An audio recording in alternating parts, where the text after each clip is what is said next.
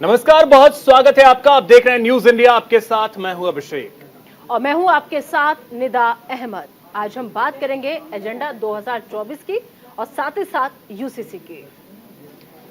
Uniform civil code. जी हां, UCC को लेकर प्रधानमंत्री नरेंद्र मोदी ने आज विपक्ष को कटघरे में खड़ा किया।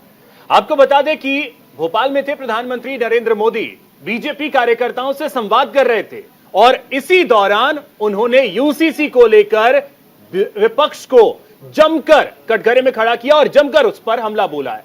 क्या कुछ कहा है प्रधानमंत्री ने, वो भी आपको सुनाएंगे। साथ ही आपको यह भी बताएंगे कि यूसीसी आखिर है क्या और इसे लेकर इतना विवाद आखिर क्यों देश में देखने को मिल रहा है। बिल्कुल, क्योंकि कानून की नजर में हम सब एक हैं, जाति से परे हैं, धर्म से परे हैं और इस बात से भी परे हैं कि आप पुरुष हैं या फिर आप महिला हैं। कानून सबके लिए एक ही है। एक देश एक कानून पर एक बार फिर देश की राजनीति जो है वो गर्मा गई है, क्योंकि पीएम मोदी ने भोपाल से 2024 के चुनाव का एजेंडा सेट कर दिया है। पीएम मोदी ने कहा है कि देश में दोहरी व्यवस्था जो है वो नहीं चलेगी। आपको बता दें कि बीजेपी ने अपने 2 एजेंडे को पूरा किया बारी बारी और अब तीसरे की बारी है। बता दें, राम मंदिर निर्माण और धारा 370 खत्म करने के बाद सुई अब कहीं ना कहीं यूनिफॉर्म सिविल कोड पर आकर टिक गई है। अब उसके लिए जमीन तैयार की जा रही है। आपको समझाने की कोशिश करते हैं कि पीएम मोदी ने यूनिफॉर्म सिविल कोड को लेकर जो कहा है, प्रधानमंत्री की जो बड़ी बातें रही हैं, वो हम आपको ग्राफिक्स के जरिए समझाने की कोशिश कर रहे हैं। प्रधानमंत्री ने कहा कि यूसीसी के नाम पर लोगों को भड़काया जा रहा है। बिल्कुल, साथ ही पीएम मोदी ने सुप्रीम कोर्ट का भी जिक्र किया। पीएम मोदी ने कहा कि सुप्रीम कोर्ट ने बार बार यूसीसी लाने को कहा है और सुप्रीम कोर्ट लगातार कह रहा है, लेकिन विपक्ष जो है वो सुप्रीम कोर्ट की भी नहीं सुनता। सीधा सीधा विपक्ष पर हमला किया पीएम मोदी ने। वहीं उन्होंने कहा कि दोहरी व्यवस्था से देश कैसे चलेगा। एक देश में एक, खास करके उन्होंने घर का हवाला देते हुए कहा कि एक ही घर में 2 तरीके के नियम नहीं हो सकते हैं। एक घर है तो नियम भी एक ही होगा। साथ ही साथ संविधान में समानता की उन्होंने बात की। कहा कि संविधान में समान अधिकार की बात जो है वो साफ साफ कही गई है, क्योंकि जो हमारा देश का संविधान है उसमें भी एक समान एक बात की अधिकार की बात लगातार कही गई है। और इसके अलावा सबसे बड़ी बात जो थी वो ये कि पीएम मोदी ने कहा कि यूसीसी पर बीजेपी जो है वो भ्रम दूर करेगी, घर घर जाकर लोगों को समझाएगी। तो यूसीसी पर भ्रम दूर करेगी बीजेपी। तो कई बड़ी बातें आज देश के प्रधानमंत्री नरेंद्र मोदी ने अपने संबोधन के दौरान यूसीसी को लेकर के कही है। तो देखा आपने, प्रधानमंत्री नरेंद्र मोदी ने जो बातें कही, उनकी जो आज बड़ी बातें रही यूसीसी को लेकर के, वो हमने आपको बताया। अब जरा आपको यह भी समझाने की कोशिश करते हैं कि क्या है यूनिफॉर्म सिविल कोड। इसके बारे में जानना सबसे ज्यादा जरूरी है, क्योंकि इसी को लेकर के तो सारा विवाद है। बिल्कुल, अब इसके बारे में आपको समझाते हैं। निदा, तमाम भ्रम की जो स्थिति है वो यही है, क्योंकि लोगों को गलत तरीके से भड़काया जा रहा है, समझाया जा रहा है। अब इसका क्या अर्थ है वो आप समझ लीजिए। समान नागरिक संहिता या फिर समान आचार संहिता, यानी देश में हर नागरिक के लिए समान कानून जो है वो हो जाएगा। और ये कोड जो है वो दरअसल आपको बता दें कि इसका अर्थ है समान नागरिक संहिता या फिर समान आचार संहिता, जो कि हमने आपको पहले भी समझाया। तो क्या है यूनिफॉर्म सिविल कोड, वो आपको हम समझा रहे हैं। यानी देश में हर नागरिक के लिए समान कानून होगा। बिल्कुल, इसके लागू होने के बाद देखिए, जितने भी धर्म हैं हमारे देश में, सबके लिए, जितने भी धर्म अलग अलग धर्मों के मानने वाले लोग हैं, सबके लिए एक कानून होगा। जैसे कानून जो होगा उसमें विवाह, तलाक, बच्चा गोद लेने और संपत्ति के बंटवारे में एक नियम होगा। जो अभी धर्मों के हिसाब से है वो एक देश एक कानून के हिसाब से यूसीसी हो जाएगा। यानी कि जो यूनिफॉर्म सिविल कोड आएगा तो ये चीजें जो हमने आपको बताई, जिसमें विवाह हो या फिर अगर बात कर ली जाए संपत्ति का जो बंटवारा होता है, तमाम कानून एक तरीके से देश में होंगे। बिल्कुल, और दरअसल ये जो है यूनिफॉर्म सिविल कोड, ये कोड धार्मिक संगठनों के बनाए कानून से ऊपर रहेगा। और यही वजह है कि तमाम अलग अलग जो धार्मिक संगठन है वो इसका विरोध कर रहे हैं, क्योंकि हर कोई अपने हिसाब से अलग अलग कानून चाहता है, एक हिसाब से रहना नहीं चाहता। और यही वजह है कि लगातार इसका विरोध जो है वो हो रहा है। तो आपको ग्राफिक्स के जरिए हमने समझाया कि आखिर क्या है यूनिफॉर्म सिविल कोड। तो देखा, हमने आपको यह भी समझाया कि यूनिफॉर्म सिविल कोड है क्या। प्रधानमंत्री मोदी ने पहली बार मंच से यूनिफॉर्म सिविल कोड का जिक्र किया। पीएम ने कहा कि भारत में संविधान में नागरिकों के समान अधिकार की बात कही गई है। अलग अलग कानून से देश कैसे चलेगा और क्या कुछ कहा है पीएम मोदी ने, वो आपको सुनवाते हैं। ये लोग हम पर आरोप लगाते हैं, लेकिन सच ये है कि यही लोग मुसलमान करते हैं। अगर ये मुसलमानों के सही मायने में हितैषी होते तो अधिकांश परिवार, मेरे मुस्लिम भाई बहन, शिक्षा में पीछे न रहते, रोजगार में पीछे न रहते, मुसीबत की जिंदगी जीने के लिए मजबूत नहीं रहते। और सुप्रीम कोर्ट ने बार बार कहा है, सुप्रीम कोर्ट डंडा मारती है, कह रही है कॉमन सिविल कोड लाओ, लेकिन ये वोट बैंक के भूखे लोग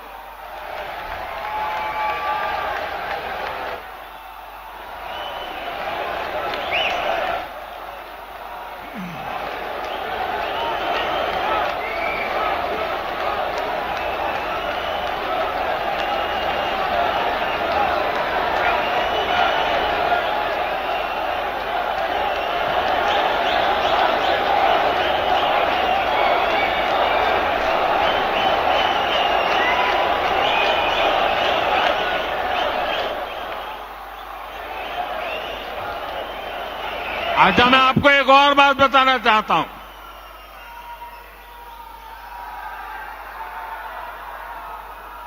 अगर आप हमारे मुसलमान भाई बहनों की तरफ देखोगे और मैं देखता हूं कि जो हमारे पसमंदा मुसलमान भाई बहन हैं, ये वोट बैंक की राजनीति करने वालों ने हमारे जो पसमंदा मुसलमान भाई बहन हैं, उनका तो जीना भी मुश्किल करके रखा हुआ है। ये लोग हम पर आरोप। तो आप सुन रहे थे देश के प्रधानमंत्री नरेंद्र मोदी को, जिन्होंने साफ साफ ये कहा कि जो लोग लगातार मुसलमान मुसलमान चिल्लाते हैं, लेकिन क्या कभी जो अपने आप को मुसलमान का हितैषी बताते हैं, उनके बारे में जाकर के जानने की कोशिश की है कि वो आज किस हाल में जीने को मजबूर हैं। दरअसल ये लोग जो है वो वोट बैंक के भूखे हैं, इसलिए ये मुसलमान मुसलमान चिल्लाते हैं, जो विरोध करें। तो चलिए इसी को समझने के लिए कि आखिर एजेंडा 2024 क्या है, या फिर यूसीसी का जिस तरीके से आज जिक्र किया गया है, इसके क्या मायने हैं, ये समझने के लिए मेहमानों का बड़ा पैनल हमारे साथ जुड़ चुका है। ये सबसे पहले उनसे भी तारुफ आपसे हम करा देते हैं। हमारे साथ चक्रपाणी महाराज, जो कि राष्ट्रीय अध्यक्ष हिंदू महासभा के, वो जुड़ चुके हैं। महाराज जी, आपका स्वागत है।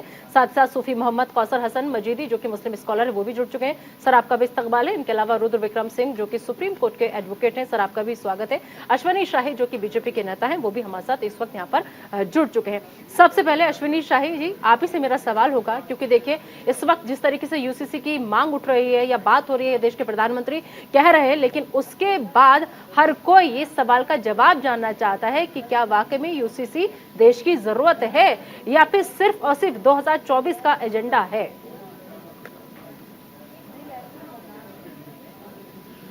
जी, कोई देश का 24 का कोई एजेंडा नहीं है। देश में हर साल चुनाव होते रहते हैं। भारतीय जनता पार्टी देश में सारा काम कर रही है जो हमारे उसमें संकल्प पत्र में था, हम सब उसको पूरा कर रहे हैं। चाहे 3 तलाक हो, राम मंदिर हो, यूसीसी हो, सीए हो, सब हम कर रहे हैं। और ये संवैधानिक रूप का काम है। आर्टिकल 44 में जब इसका जिक्र किया गया है, और ये सभी धर्म, पंथ और संप्रदाय के लिए है। एक बार जब इंदिरा जी ने संविधान में सेकुलर शब्द जोड़ दिया, तो ये सेकुलर कानून लगाने में इन लोगों को दिक्कत क्या है, जो हमारे विरोधी दल हैं। सेकुलर अगर कहते हैं, भाजपा भारतीय जनता पार्टी को तो सारे विरोधी दल कम्युनल कहते हैं, लेकिन आज विरोध किसका कर रहे हैं? सेकुलर कानून का विरोध कर रहे हैं। जो संविधान क्या ये हनन की बात कर रहे हैं, उसी संविधान में लिखा हुआ है, उस चीज को ये लोग जो है विरोध कर रहे हैं। और भारतीय जनता पार्टी देश हित में इसको लगाने की बात कर रही है कि सभी समान जो भी हो, धर्म, पंथ, जाति से कोई मतलब नहीं है। 3 तलाक का देखिए मामला हम लोगों ने किस तरीके से उठाया। उसके बाद गोद लेने, विरासत, बहुत सी विसंगतियां ऐसी हैं जहां पर ये कानून कायम होता है। अगर ये नहीं है तो हमारे जो विरोधी दल के लोग हैं उनसे कहिए सरिया कानून लागू कर दिया जाए। जान के बदले जान, हाथ के बदले हाथ, आंख के बदले आंख। तो एक देश में दो कानून नहीं, एक संविधान एक कानून, पूरे देश में एक कानून लागू हो, यही भारतीय जनता पार्टी चाहती है। तभी 140 करोड़ लोगों का अश्विनी जी जल्दी से सभी से एक प्रतिक्रिया ले लेते हैं, उसके बाद फिर हम आपके पास आते हैं। मैं आपके पास आना चाहूंगा कौसर हसन मजीदी साहब, एक कमेंट आपका भी चाहेंगे। अब देखिए बीजेपी तो ये कह रही है कि जब संविधान में ये लिखा हुआ है कि सभी लोगों के लिए समान अधिकार होने चाहिए, फिर उसमें दिक्कत क्या है? बहुत बहुत धन्यवाद आपका महोदय, और आपको दोबारा इस बात का धन्यवाद कि आज आपने इस विषय पर बोलने का अवसर दिया। और मैं जो भी वक्तव्य कहूँगा, इस देश के सभी लोग, खासतौर से आज मैं आपके चैनल के माध्यम से देश के मुसलमानों से ये अपना संबोधन करना चाहता हूँ। यूनिफॉर्म सिविल कोड ये कोई हवा नहीं है। हमारे देश का संविधान जब रचित हो रहा था तो इसमें आर्टिकल 44 में इसका उल्लेख किया गया था और कहा गया था कि राज्य सभी लोगों के लिए समान नागरिक संहिता बनाने का प्रयास करेगा और उपयुक्त समय आने पर प्रयास करेगा। आज ये सबसे उपयुक्त समय है कि जब हमारा देश विश्व गुरु बनने जा रहा है, तो आज हमें ये चाहिए कि हम सब धर्म, जाति, पंथ, किसी पार्टी, किसी विचारधारा, किसी राजनीतिक दल के विचार से ऊपर उठ करके देश के हित में जो निर्णय लिया जा रहा है उसका स्वागत करें। और साथ ही मैं एक बात ये जोड़ देना चाहता हूँ कि कॉमन सिविल कोड जो प्रस्तावित है उसमें 10 बिंदु हैं और 10 बिंदुओं में से 8 बिंदुओं में तो कोई किसी भी तरीके का कोई विरोधाभास नहीं है। सिर्फ 2 बिंदु हैं, संपत्ति का अधिकार और गोद लेने का अधिकार। इस पर सरकार को चाहिए कि धर्मगुरुओं, सारे धर्मगुरुओं को आपस में बिठाकर इस पर एक जो है समन्वय बनाए और किसी भी नागरिक का कोई किसी हनन ना हो, ना धार्मिक भावनाओं का हनन हो और ना नागरिकी अधिकारों का हनन हो। ठीक है मजीदी साहब, सबसे एक कमेंट ले लेते हैं, उसके बाद फिर आगे आपसे बातचीत कर चर्चा को आगे बढ़ाएंगे। रुद्र विक्रम सिंह जी, एडवोकेट है सुप्रीम कोर्ट के हमारे साथ। सर आपको क्या लग रहा है, एक मतलब क्योंकि संविधान से जुड़ी हुई बातें हैं, तमाम के संविधान में अधिकार दिया गया है तो होनी चाहिए, तो अगर संविधान के तहत ये अधिकार तो नहीं लगता कि बहुत पहले लागू हो जाना चाहिए था? या फिर अगर अब लागू हो भी रहा है तो इससे किसी को दिक्कत या परेशानी, संविधान क्या कह रहा है इस अधिकार को लेकर? देखिए बिल्कुल आपने ठीक कहा कि बहुत पहले लागू हो जाना चाहिए था और इस पर संविधान में बहस भी हुई। जिस भीमराव अम्बेडकर को लेकर सारी पार्टियां पानी पी पी कर उनको कहती हैं कि हमारे भीमराव अम्बेडकर को हम मानते हैं, सब मानते हैं, उसी भीमराव अम्बेडकर ने इसकी वकालत की थी कि नहीं यूनिफॉर्म सिविल कोड होना चाहिए। और अंततः जब कुछ लोग नहीं माने, कुछ लोगों का बहुत विरोधाभास हुआ, तब जाके इसको आर्टिकल 44 में रखा गया, डायरेक्टिव प्रिंसिपल्स में रखा गया कि स्टेट जो है इस बात को इंश्योर करेगी कि समय आने पर जो सिटीजन्स के राइट हैं वो उनको यूनिफॉर्म सिविल कोड के तहत उसके माध्यम से उनको दिया जाएगा। अब अगर कोई सरकार आई है इतने वर्षों बाद, कुछ करना चाह रही है, और इसमें देखिए जो प्रधानमंत्री ने कहा वो बिल्कुल ठीक कहा कि यूनिफॉर्म सिविल कोड कोई किसी के अधिकारों का हनन करने नहीं जा रहा है, बल्कि उनके अधिकारों को देने जा रहा है। जब हम संविधान की बात करते हैं तो संविधान मतलब मैं आपको बताऊं, संविधान का अगर हम संधि विच्छेद करें तो संविधान, सम मतलब बराबर, विधान मतलब कानून, सम मतलब सबके लिए बराबर का कानून, समानता का कानून। और हम और हमारे देश में क्या है कि मुस्लिम के लिए अलग कानून है, हिंदू के लिए अलग कानून है, अन्य धर्मों के लिए अलग कानून है। हमें अगर शादी करनी है तो हमारे लिए अलग कानून है, हमारे लिए कोडिफाइड लॉ है। किसी मुस्लिम को करना है, तलाक देना है, किसी महिला को अगर मेंटेनेंस चाहिए मुस्लिम महिला को, तो उसके लिए कोई कानून ही नहीं है। उसके लिए जो उनका धर्म कहता है उसी के अनुसार जाना पड़ेगा। उस देश में जहां हम ये जब हम 42 अमेंडमेंट हुआ था, 42nd अमेंडमेंट हुआ था, तो हम सेकुलरिज्म शब्द जोड़ चुके हैं। और असली सेकुलरिज्म मुझे लगता है तभी आएगा जब हम किसी एक धर्म विशेष की ना बात करें, बल्कि एक कानून की बात करें। बिल्कुल, कहा भी ये जाता है कि जब आईपीसी सबके लिए एक है तो फिर सिविल में चीजें अलग अलग क्यों हो जाती हैं। और जैसा आपने कहा कि समान विधान सबके लिए होना चाहिए। आचार्य चक्रपाणी, आपसे एक कमेंट चाहेंगे, यूसीसी को लेकर हिंदू महासभा क्या सोच है? देखिए अभिषेक जी, आजादी के बाद से तुरंत ही समान नागरिक संहिता लागू होना चाहिए था, लेकिन वो दुर्भाग्य था नहीं हुआ, कारण कुछ होगा। लेकिन वर्तमान में जिस प्रकार से प्रधानमंत्री मोदी जी की सरकार जो साहसिक कदम उठा रही है इसकी प्रशंसा करनी चाहिए। मैं इसी के कड़ी में कौसर हसन साहब जी को भी धन्यवाद दूंगा जिन्होंने मुस्लिम समाज को संबोधित करते हुए सबको बताया कि समान नागरिक संहिता सबके लिए आवश्यक है, वास्तव में आवश्यक है। आप ये देखिए कि हर व्यक्ति को जो अधिकार देता है उससे व्यक्ति मजबूत होगा और व्यक्ति से राष्ट्र मजबूत होगा। इसलिए अपनी संकीर्ण दायरे को हटा करके और जो कट्टरपंथियों की जो भड़काऊ जो चीजें हैं जो जानबूझ करके अपने समाज को गुमराह सदियों से कर रहे हैं, उनसे सचेत होकर के जो देश में अगर संसद में आ रहा है, देश के सबसे बड़े मंदिर में लोकतंत्र के मंदिर है जो संसद, उसमें अगर आ रहा है समान नागरिक संहिता, तो हम लोग पूरे देश के लोग उसका समर्थन करना चाहिए, उसका स्वागत करना चाहिए। क्योंकि इस तरह के साहसिक कदम अगर प्रधानमंत्री मोदी जी के द्वारा उठाया जा रहा है तो बहुत बड़ी बात है और इसलिए समर्थन किया जाना चाहिए। देश हित में है, राष्ट्र हित में है। एक देश में दो विधान नहीं सहेगा हिंदुस्तान। ठीक है अश्विनी शाह जी, जिस तरीके से देखिए पीएम मोदी ने कहा कि घर घर जाकर के समझाने की कोशिश की जाएगी क्योंकि लोगों को भड़काया जा रहा है। अब ऐसे में जब इसका विरोध हो रहा है तो खुद बीजेपी के लिए भी कितनी बड़ी चुनौती है और आपने क्या मसौदा तैयार किया है या कैसे आप घर घर जाकर के समझाएंगे, इसका रोड मैप क्या रहेगा? देखिए कुछ भी अगर देश हित में लागू किया जाता है तो विरोधी दलों का तो ये मंतव्य होता है इसको लोगों को भड़काना, उसकी 100 बुराइयां करना। जनता तक हम अपनी बात को पहुंचाने, आज माननीय प्रधानमंत्री जी ने अपने कार्यकर्ताओं को स्पष्ट संदेश दिया है कि जनता की कहां कहां कैसे जाइए, कैसे पहुंचाइए, उन्होंने बताया है।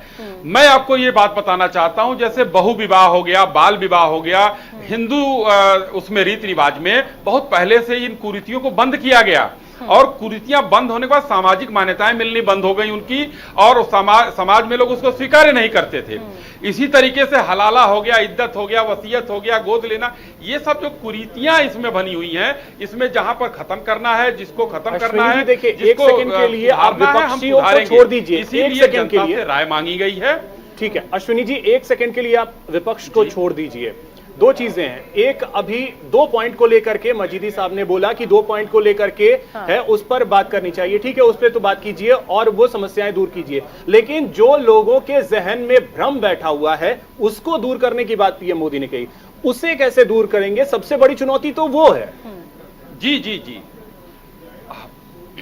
हमारे विस्तारकों को काम सौंपा गया है, बूथ प्रबंधकों को काम सौंपा गया है कि आप 9 साल की उपलब्धियां बताइए। और मैं कहना चाहूंगा कि हमारी ये तीसरी कसम है। राम मंदिर एक जो है संकल्प पत्र में था हमारा, उसके बाद हमने उसको आज भले ही माननीय सर्वोच्च न्यायालय के उसके आदेश पर बन रहा है, लेकिन संकल्प पत्र में तो हमारे था, प्रयास तो हमने किया, एजेंडे में हमारे था 370 हटाना। और ये तीनों काम जो है बहुत बड़े काम थे, बाकी तो और भी बहुत सी चीजें उसके साथ चल रही हैं। तो हमको जनता को समझाना ही समझाना है क्योंकि इसमें जनता का लाभ है। जैसे 3 तलाक में देखिए कितना इन लोगों ने जो है वो फैलाया इसमें कि ये हो जाएगा, वो हो जाएगा, लेकिन मुस्लिम महिलाएं आज हमारी बहनें खुश हैं। 3 तलाक पर जब से कानून बना है, देखिए तलाक के कितने मामले कम हो गए हैं। जब कई तरह के तलाक होते हैं, 3 तलाक और यूसीसी में आसमान जमीन का अंतर है, ये भी तो पता होगा अश्विनी जी। 3 तलाक और यूसीसी में आसमान जमीन का अंतर है। इसीलिए तो पूरे देश के लोगों से, सभी समाज सेवी संस्थाओं से, सभी लोगों से मांगा गया है, सलाह मांगी जा रही है और लोग दे रहे हैं। जो सलाह आएगा उस पर हम विचार करेंगे। उसको ऐसे नहीं है कि हमने थोप दिया, हम थोपने नहीं जा रहे हैं कोई चीज। हम जनता से राय लेकर, सामाजिक संस्थाओं से राय लेकर, मुस्लिम संस्थाओं से राय लेकर ये काम करने जा रहे हैं। ठीक है, असदुद्दीन ओवैसी की प्रतिक्रिया आ रही है, वो सुनवाते हैं। यूनिफॉर्म सिविल कोड के नाम पे आप प्लूरलिज्म, डाइवर्सिटी को छीन लेंगे क्या? आप वो करना चाह रहे हैं। यूनिफॉर्म सिविल कोड की जब बात प्रधानमंत्री कर रहे हैं, वो यूनिफॉर्म सिविल कोड की नहीं बात कर रहे, वो हिंदू सिविल कोड की बात कर रहे हैं। पूरे जो इस्लामिक रेफरेंसेस है प्रैक्टिसेस के, उसको वो इलीगल ट्रीट करेंगे और पूरे हिंदू प्रैक्टिसेस को प्रधानमंत्री अंडर द लॉ प्रोटेक्ट कर लेंगे। मैं प्रधानमंत्री को चैलेंज कर रहा हूं, 300 MP आपका ने है, आप हिंदू अनडिवाइडेड फैमिली को एबॉलिश करो पहले, नंबर 1। कर सकते क्या आप? Thirdly, fourthly, section 21A special marriage act जो है It protects marriages and inheritance between Hindus, but the same is not extended to Muslims. Why? Huh?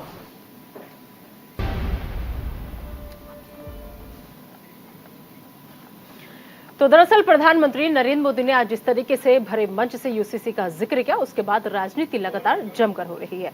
अब ऐसे में सभी के लिए यह समझना बेहद जरूरी हो जाता है कि पीएम मोदी ने कहा है कि यूसीसी पर झूठ फैलाया जा रहा है। ऐसे में आपको ये समझना बहुत जरूरी है कि इस मामले में सच क्या है और झूठ क्या है। अब सिविल कोड पर क्या क्या गलतफहमियां हैं वो आप दरअसल यहाँ पर समझ लीजिए। अभिषेक, सच क्या है पहले आप बताइए। देखिए, बिल्कुल जो सच है और जो झूठ है उसके अंतर को समझने की जरूरत है।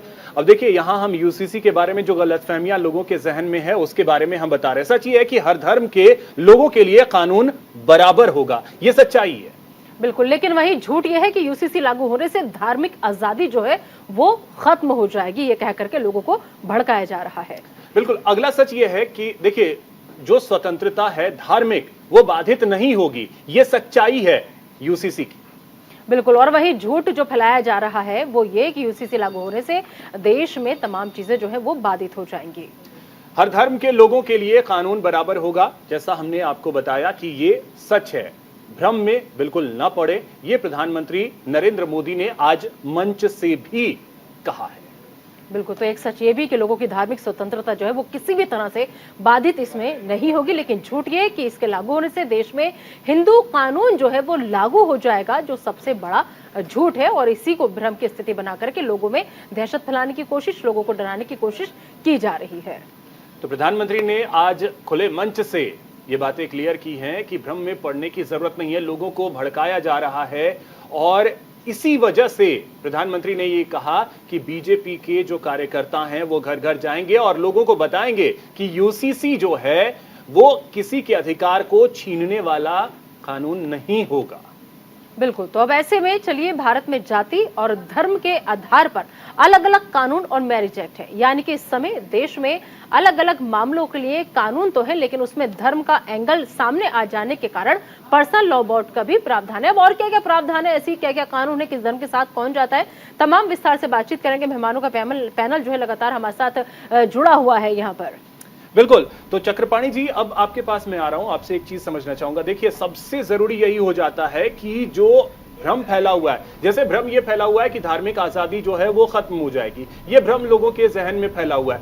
भ्रम को दूर करना कितनी बड़ी चुनौती होगी सरकार के लिए भी और बीजेपी के लिए भी।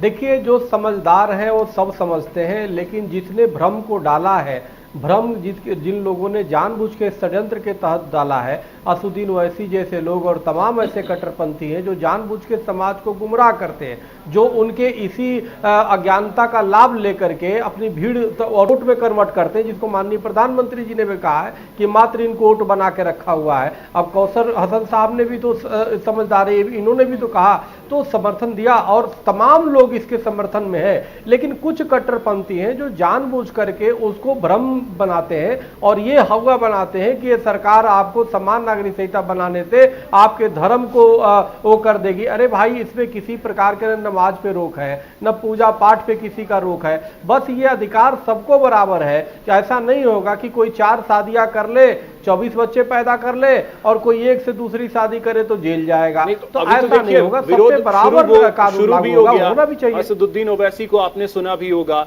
इसके अलावा कई और बयान पहले आ चुके हैं। जब यूसीसी को लेकर के लॉ बोर्ड ने जब राय मांगे, उसी समय से प्रतिक्रियाएं आने शुरू हो गई कि हम ये बर्दाश्त नहीं करेंगे।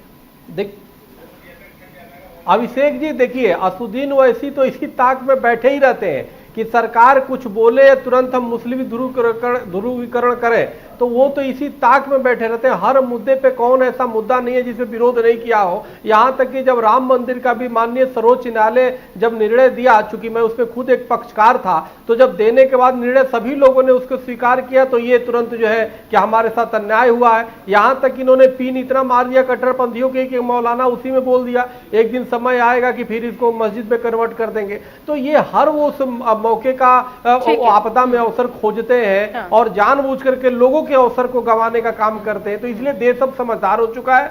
अब आवश्यकता है कि लोगों को जो कट्टरपंथी है इनको भी अंकुश में सरकार करे और निश्चित रूप से देश के हित में लागू होना चाहिए। हाँ, ठीक है।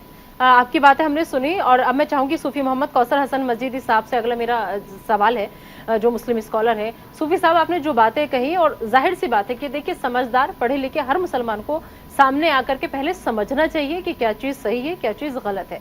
लेकिन ऐसे में जब असदुद्दीन ओवैसी जैसे लोग आते हैं जिनको बहुत से लोग फॉलो करते हैं, जिन्हें बहुत से लोग अपना आदर्श मानते हैं, तो नहीं लगता कि सब कुछ मामला डाइवर्ट हो जाता है, वो सिर्फ एक कौम, एक मजहब, एक धर्म पर ही आकर के अटक जाता है। तो नहीं लगता कि आपने जितनी बातें अभी कही कि ऐसे में बाकी आप जैसे लोगों को और भी आगे आना चाहिए, समझाना चाहिए अपने ही लोगों को कि क्या सही है और क्या गलत है, ताकि कोई भी भ्रम की स्थिति जो है कोई भी पैदा करने की कोशिश ना कर पाए?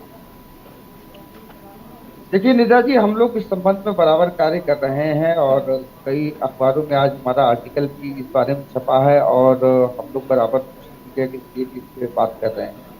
और ये बात सही है कि ऐसे लोग, ये हमारे समाज की का दुर्भाग्य कहा जाए या हम लोगों की बदकिस्मती कही जाए कि ऐसे लोग जो भड़काने की बात करते हैं, जो समाज के नौजवानों को बरगलाने की बात करते हैं, उनको समाज आदर्श मान लेता है। और जो बच्चों की जानों को बचाने की बात करते हैं, बच्चों के की बात करते हैं, उनको कहीं ना कहीं गालियां सुनने की मिलती हैं। मैं फिर भी उसको सुनने के लिए तैयार हूँ। एक चीज को मैं जोड़ देना चाहता हूँ कि भ्रम की सियासत देश ने 2019-20 में देखी है कि किस तरीके से सीए को एनआरसी बता करके पूरे हिंदुस्तान में जगह जगह भीड़ लगा करके हमारे नौजवानों को कितना नुकसान कराया गया।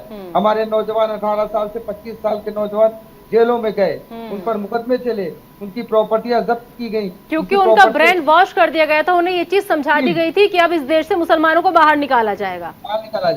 उसी तरीके से ये यूसीसी पर ये जो चीज ला रहे हैं, इनको ये बात कहने से पहले सोचनी चाहिए। और ये नहीं सोच रहे तो ये मुसलमानों को सोचना चाहिए कि केवल इस देश में मुसलमान ही नहीं रहते हैं, इस देश में जैन भी रहते हैं, बौद्ध भी रहते हैं, ईसाई भी रहते हैं, पारसी भी रहते हैं, सभी लोग रहते हैं। तो कैसे कोई हिंदू ला लागू कर देगा, बाकी धर्मों के लोग एतराज नहीं करेंगे क्या? ये जो कानून आ रहा है, ये जितने भी कोड है, जितने भी एक्ट है, इनका नए सिरे से इनकी समीक्षा की जाएगी। लॉ कमीशन एक इसके कोड के बारे में जरा रुद्र जी से समझना चाहेंगे। रुद्र जी, आप जरा इसके कोड के बारे में आप जरा समझाएं, यूसीसी का जो कोड है। देखिए, ये कोई कोड नहीं है, ये इसको नाम इसलिए यूनिफॉर्म सिविल कोड इसलिए दिया गया कि सारे धर्मों का जब संविधान सभा में जब बहस चल रही थी तो ये हुआ कि सारे धर्मों के लिए एक कानून हो। और वो कानून जैसा आपने बताया कि क्रिमिनल के लिए तो है, ऑलरेडी है, लेकिन जब हम सिविल में बात करते हैं, जब हम डाइवोर्स की बात करते हैं, जब हम विवाह संबंधित कानून की बात करते हैं, जब हम प्रॉपर्टी इनहेरिटेंस की बात करते हैं, जब हम एडॉप्शन की बात करते हैं, तो इन सारी चीजों में कुछ लोगों का विरोध हुआ कि नहीं, मुस्लिमों का जो अपना पर्सनल लॉ है उसी के अनुसार चलेंगे।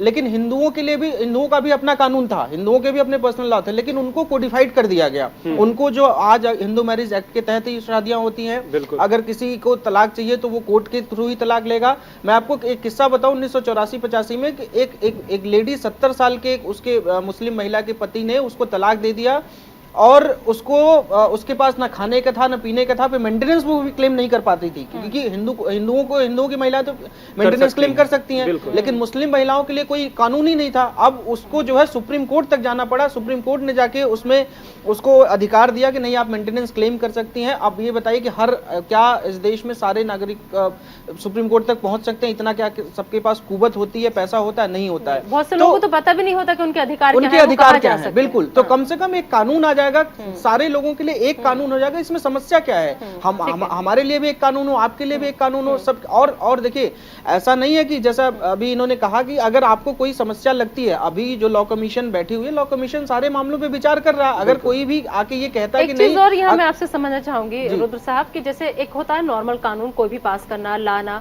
या सबकी सहमति से उसे लागू कर देना, लेकिन जब ये सब धर्मों से जुड़ा हुआ हो, सब जातियों से जुड़ा हुआ हो, तो ऐसे में कितना वक्त लगेगा इसे पूरा तैयार होने में, या फिर एक साथ एक झटके में से लाया जा सकता है? क्या है कानूनी प्रावधान? नहीं, देखिए, एक झटके में इसको नहीं लाया जा सकता, क्योंकि देखिए बात मुस्लिमों की नहीं है। बात अगर मैं नॉर्थ ईस्ट के कुछ स्टेट की बात करूं तो वहां पे ऐसा प्रोविजन है कि चाहे वो हिंदू हो चाहे मुसलमान हो, वहां पे क्या है कि अगर कोई भी बिटिया पैदा होगी, जो घर की सबसे बड़ी बिटिया होती है, उसका प्रॉपर्टी पे सारा अधिकार होता है।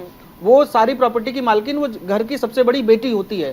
तो उन सारे बिंदुओं पर भी जो राज्यों में कुछ अलग कानून है उन पर भी विचार होगा, क्योंकि वो ट्राइबल एरिया है, कुछ वहाँ के जो ट्राइबल एरिया है उनमें ऐसा कानून चलता है। तो उन सारे बिंदु सबकी रायशुमारी बिल्कुल उन सारे बिंदुओं पर विचार होगा, उनको ये ऐसा समन्वय स्थापित किया जाएगा कि कौन सा ऐसा कानून बना जाए जिससे किसी की जो उनके धार्मिक मान्यताएं हैं उसको भी ठेस ना पहुंचे। ऐसा नहीं कि किसी की धार्मिक मान्यताओं को ठेस पहुंचा के कोई कानून लाया जाएगा, लेकिन उसमें जो मैंने एक बात ये बताया कि कुछ ट्राइबल एरिया में उनके अलग कानून है, मुस्लिमों के कुछ अलग कानून है, लेकिन आप किसी के अधिकार को वंचित नहीं कर सकते। तो सबको अधिकार देने के लिए ये कानून, इसीलिए लॉ कमीशन ने सबसे सजेशन मांगा है कि आप अपने सजेशन दीजिए, आपको कुछ लगता है कि आपके अनुसार क्या होना चाहिए। उसके बाद पार्लियामेंट में बहस होगी। ऐसा नहीं है कि क्योंकि इसमें कोई ऐसे कानून नहीं ला सकता। आर्टिकल 44 डायरेक्टिव प्रिंसिपल है, उसमें यही इसीलिए इसको डायरेक्टिव प्रिंसिपल में रखा गया कि कोई भी कोर्ट इसको लागू नहीं कर सकती। ये पार्लियामेंट में बाकायदे बहस होगी, सारे जो भी सांसद हम लोग चुनते हैं वो लोग बहस करेंगे, उसके बाद एक मसौदा तैयार होगा, उसके बाद कानून बन के आएगा।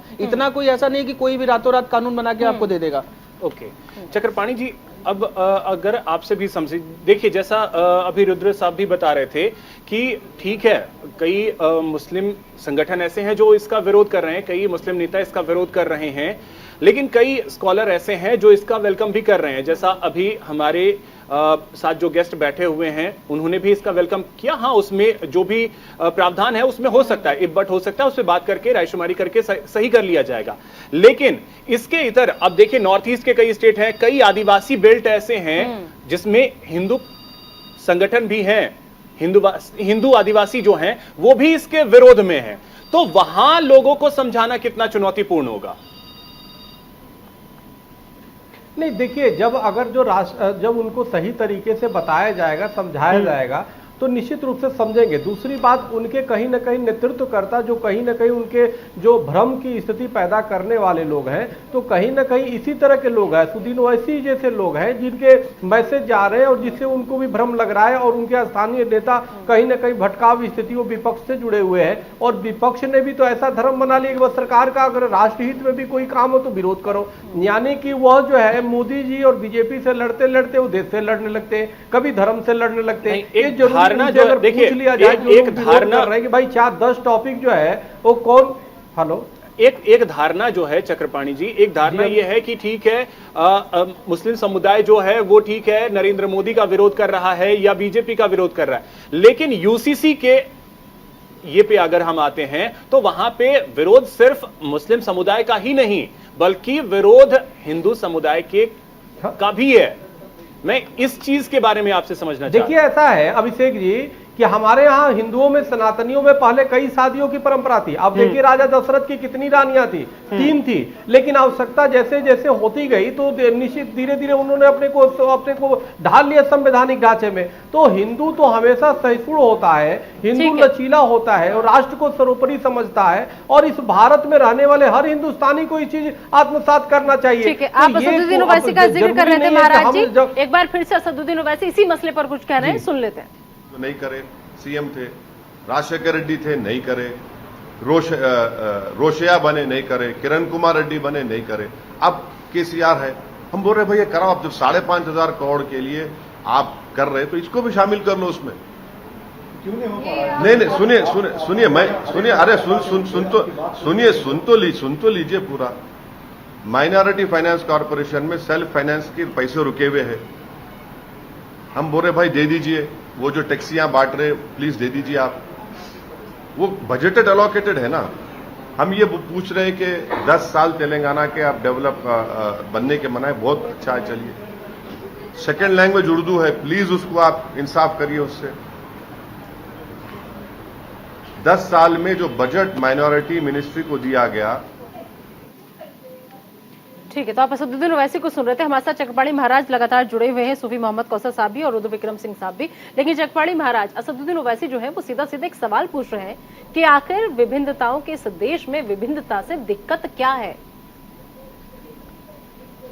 नहीं, देखिए निदा जी, विभिन्नताओं का मतलब यह नहीं है कि अपनी मनमानी करो। विभिन्नताओं का मतलब यह है कि आपके पूजा में, आपके खान पान में, आपके वेशभूषा में किसी भी प्रकार का रोक नहीं है, कोई व्यवधान नहीं है। आपको ये नहीं कहा जा रहा है कि आप अपने त्योहार नहीं मनाओ, आप अपनी पूजा ना करो, अपनी परंपरा को छोड़ दो, आप अपनी कल्चर को छोड़ दो, तो ये थोड़े कहा जा रहा है। लेकिन जो हमारे देश के जो संसाधन है वो सीमित संसाधन है। ऐसा नहीं चलेगा कि संसाधन में उसमें सबका अधिकार है। ऐसा नहीं हो कि आप संसाधनों का एक व्यक्ति दोहन करता रहे, एक समुदाय, और बाकी लोग जो है उसके लिए तरसते रहे।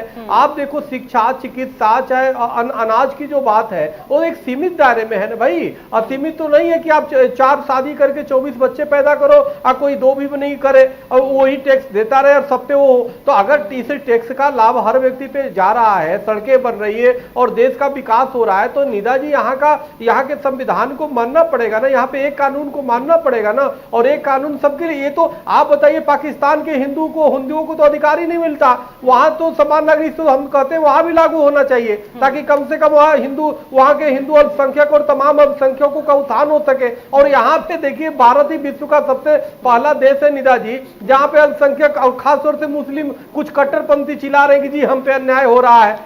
ये तो खुशी की बात है, यह तो हर्ष की बात है कि बराबर के अधिकार की बात हो रही है। तो इनको बराबर नहीं, बस विशेष दर्जा चाहिए, स्पेशल दर्जा चाहिए।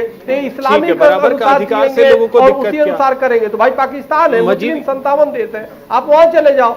कौसर मजीदी साहब, लेकिन इस देश में रहना होगा तो संविधान को मानना पड़ेगा। कौसर मजीदी साहब, अब देखिए कुछ लोग तो ऐसे भी हैं जो विरोध कर रहे हैं। अब देखिए, असदुद्दीन ओवैसी को आपने भी सुना होगा, अब वो ये कह रहे हैं कि हिंदुओं का जो परिवार बिखरा हुआ है, पहले आप उसको एक करने को लेकर के आप कानून बनाइए। मतलब दलीलें कहां से ढूंढ ढूंढ करके लाई जा रही हैं? देखिए, इनके पास कहने के लिए कुछ नहीं, करने के लिए कुछ नहीं है। और कुछ होता तो आप अच्छी तरीके से सब पूरा देश जानता है कि ये मुल्क आज़ाद जब हुआ था तो उस वक्त हमारे बुजुर्गों ने तय किया था कि हम मुस्लिम लीडरशिप को कभी कबूल नहीं करेंगे, और उसी परंपरा पे आज भी चलते चले आ रहे हैं। तमाम जो है वो झोला भर के मुस्लिम पार्टियां बनी, लेकिन कभी कोई 4 या 5 से विधानसभा सीटें से आगे नहीं बढ़ पाई, और लोकसभा में 2 सीटों से ज्यादा नहीं बढ़ पाई। तो ये लोग तो हमेशा इसी प्रकार की राजनीति करते रहे। हमारे यहाँ इनको मुस्लिम कम्युनिस्ट कहा जाता है। इनकी जो राजनीति है, इनकी जो सियासत है, वो सिर्फ भड़काने वाली सियासत है, भड़काने वाली राजनीति है। मैं आपके चैनल के माध्यम से एक वर्ग तो है वो भड़कता तो है ही, क्योंकि उनके भी तो फॉलोअर्स हैं। इस बात को तो स्वीकार करेंगे आप कि एक वर्ग ऐसा है जो इससे भड़क रहा है।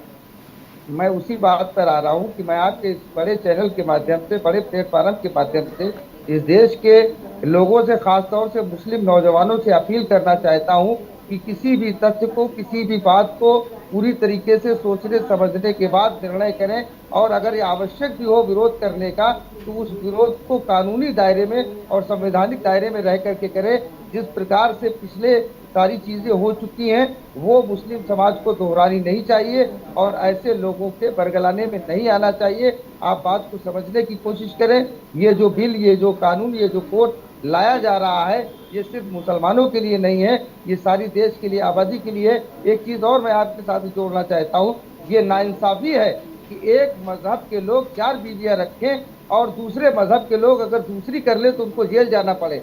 ये दिक्कत यहीं पर है ना कौसर साहब, दिक्कत जो है यही है। जिस शरीयत कानून का हवाला दिया जाता है, उस हवाले में अगर हम चोरी की सजा आते हैं तो उसमें हम देश का संविधान मानेंगे, अगर हम उसमें मर्डर की सजा पाते हैं तो उसमें हम देश का संविधान मानेंगे। क्या उसमें क्यों आप शरीयत के हिसाब से सजा नहीं देते? अगर कोई चोर है तो आप काटिए उसका हाथ। किसी ने मर्डर किया है, मर्डर में अगर सजा याफ्ता है तो आप बीच चौराहे पे दीजिए उसे फांसी की सजा। नहीं, उसमें हम शरीयत फॉलो नहीं करेंगे। लेकिन जहां 4 बीवियों की बात आ जाएगी और फिर जहां पर 3 तलाक की बात आ जाएगी, उसमें हम शरीयत का हवाला देने लग जाएंगे। मतलब अपने अपने हिसाब से सब कानून हम सेट करेंगे क्या, किसमें हमें फायदा, किसमें हमें नुकसान है। ये चीज आम मुसलमान कब समझेगा? जी बिल्कुल सही कहा निदा जी। ये जो सेलेक्टिव लोग हैं, जो कॉन्स्टिट्यूशन की बात करते हैं, समानता की बात करते हैं, कॉन्स्टिट्यूशन के नाम पर शाहीन बाग बनाने की बात करते हैं, पूरे मुल्क में अराजकता करने की बात करते हैं, लेकिन जब लोगों दूसरों को समानता देने की बात आती है, दूसरों को अधिकार देने की बात आती है, तो ये कहाँ चले जाते हैं, इनकी सोच कहाँ चली जाती है। दरअसल ये लोग, ये मुसलमानों के हितैषी नहीं है, ये मुसलमानों के बहुत बड़े दुश्मन हैं, जो विदेशी एजेंडे पर चल करके, मुस्लिम ब्रदरहुड के एजेंडे पर चल करके देश में खराबियां और खामियां लाना चाहते हैं। मुस्लिम समाज को ऐसे लोगों का खुलेआम बहिष्कार करना चाहिए। बिल्कुल। रुद्र साहब, अब एक चीज आपसे भी समझना चाहेंगे। देखिए, कौसर साहब ने जैसा कहा कि सीएए को एनआरसी बता करके ब्रेन वॉश किया गया, उसके बाद क्या हुआ सबने देखा। अब यूसीसी को लेकर के अभी फिलहाल एक प्रतिक्रिया, एक रिप्लाई जो असदुद्दीन ओवैसी का आया है, उसी को हम सुना रहे थे, उसको भी आपने सुना होगा। तो और हमारा देश जो है वो सेंटिमेंट वाला देश है, ये आप भी बहुत अच्छे तरीके से जानते होंगे। आप एक वकील हैं, टू द पॉइंट चीजें आप बहुत बेहतर तरीके से जानते हैं और समझते हैं। इमोशंस को कंट्रोल करते हुए चीजों को मैनेज करना सरकार के लिए कितना मुश्किल होगा? देखिए, सरकार के लिए कोई मुश्किल नहीं हुआ। अभी जो वैसे साहब कह रहे थे ना कि मैं चैलेंज करता हूं, देखिए चैलेंज ये लोग 370 के पहले भी करते थे। बहुत सारे कट्टरपंथी लोग कहते थे कि 370 हटा के देखिए फिर क्या होगा। हट भी गया, सब कुछ सही चल भी रहा है, किसी को कोई दिक्कत नहीं, एक जान माल की हानि किसी को नहीं, ना ही किसी वहाँ के लोकल लोगों ने विरोध किया, ना ही किसी देश में कोई विरोध हुआ। जो एक इक्के दुक्के लोग थे जो अपनी नेतागिरी जिनको चमकानी होती है वो विरोध करते हैं। तो ये जब ये जब सिविल कोड भी आएगा तब भी कोई दिक्कत नहीं होगी, क्योंकि मैं आपको एक और बात बताऊं कि गोवा में, जो गोवा हमारी देश का एक राज्य है, वहाँ गोवा सिविल कोड ऑलरेडी लगा हुआ है। हालांकि उसमें भी कुछ कमियां हैं, हो सकता है ये जो यूसीसी आए तो उसको भी समाहित करके आ जाए और वहां भी ठीक हो जाए। लेकिन गोवा सिविल कोड वहां पे एक ही है, सारे चाहे हिंदू हो, मुसलमान हो, क्रिश्चियन हो, सबके लिए एक कानून है। Goa civil code already Uttarakhand भी लाने की बात, उत्तराखंड पूरा मसौदा तैयार हो चुका है। तो यहाँ पे तो चलिए लाने की बात हो रही है, वहां पे तो वर्षों से गोवा में ऑलरेडी वर्षों से चल रहा है गोवा सिविल कोड। वहां पे कोई दिक्कत नहीं, आज तक मुझे लगता नहीं कि किसी को कोई दिक्कत, किसी मुस्लिम को दिक्कत हुई। मेरे 8 से 9% मुस्लिम वहां रहते हैं, क्रिश्चियंस रहते हैं, हिंदू भी रहते हैं, किसी को कोई दिक्कत नहीं हुई। वहां चल रहा है ऑलरेडी सिविल कोड। तो देश में भी जब सिविल कोड आएगा बहुत अच्छे से चलेगा। ये जो कुछ एक कट्टरपंथी लोग हैं जिनको अपनी नेतागिरी चमकानी होती है, वो देखिए हर बात का विरोध करते हैं, वो सिर्फ विरोध के लिए विरोध करेंगे। तो यहाँ पे मैं जैसा कि जब सवाल पूछा जाता है कि आईपीसी को आप जब एक्सेप्ट कर रहे हैं तो इसमें दिक्कत क्या है, तो शायद उनके पास जवाब क्योंकि उसमें उनको महिला को अधिकार देना पड़ेगा। क्योंकि उनको जो है, अगर महिला मेंटेनेंस मांगेगी तो उनको, जब कॉमन सिविल कोड आ जाएगा तो उनको देना पड़ेगा। अपनी मनमानी से वो तलाक नहीं दे पाएंगे, अपनी मनमानी से जो प्रॉपर्टी के इनहेरिटेंस है वो नहीं कर पाएंगे। तो ये सारी चीजें उनको ये इस बात की बाध्यता हो जाएगी। और ये जो कुछ लोग हैं वो कानून को, संविधान को अपने सहूलियत के हिसाब से करते हैं। जब बुरखा की बात आती है तब कहते हैं कि नहीं, हम हाई कोर्ट को नहीं मांगेंगे। जब वही सुप्रीम कोर्ट राम मंदिर का जजमेंट देता है तो कहते हैं ये तो आस्था के आधार पर जजमेंट हुआ है, ये तो हमारे साथ न्याय नहीं हुआ। तो ये संविधान को, कानून को, कोर्ट को सब अपने अनुसार परिभाषित करते हैं और अपने अनुसार मानते हैं। ठीक वैसे ही 4 शादियों को लेकर के वो ये जरूर बताएंगे कि 4 शादियों की इजाजत है, लेकिन कैसे है, किस कंडीशन में, क्या कहा गया है इस्लाम में, वो कतई नहीं बताएंगे कि वो कहां पर आकर के लागू होती है आपके ऊपर और वो किन चीजों के साथ होती है। उसमें बहुत अड़चने हैं, उसमें बहुत शर्तें हैं। उसके बाद लेकिन वो आपको ये नहीं समझाएंगे कैसे, बस वो आपसे ये कहेंगे कि नहीं जी 4 शादियों की इजाजत है। और यही सबसे बड़ी भ्रम की स्थिति हो जाती है जब हम, जो भी इस्लाम हो चाहे हिंदू धर्म, कोई धर्म क्या कहता है, लेकिन हम उससे समझा कैसे अपने हिसाब से, जमीन आसमान का फर्क यहीं पर आकर हो जाता है। जी रुद्र जी, बहुत शुक्रिया हमारे साथ जुड़ने के लिए, चर्चा में शामिल होने के लिए। कौसर साहब, आपका भी बहुत शुक्रिया हमारे साथ जुड़ने के लिए। आपने न्यूज इंडिया के जरिए बहुत अच्छा संदेश पूरे मुस्लिम समुदाय को और पूरे देश को दिया है। बहुत शुक्रिया आपका हमारे साथ जुड़ने के लिए। आचार्य चक्रपाणी, आपका भी बहुत शुक्रिया हमारे साथ जुड़ने के लिए, इस चर्चा में शामिल होने के लिए। तो न्यूज इंडिया ने बस ये क्लियर करने की कोशिश की है कि यूसीसी है क्या, उसके नुकसान क्या, फायदे क्या, वो चीज हमने समझाने की कोशिश की है। और आज इसी का जिक्र प्रधानमंत्री नरेंद्र मोदी ने भी किया। फिलहाल इतना ही। नमस्कार।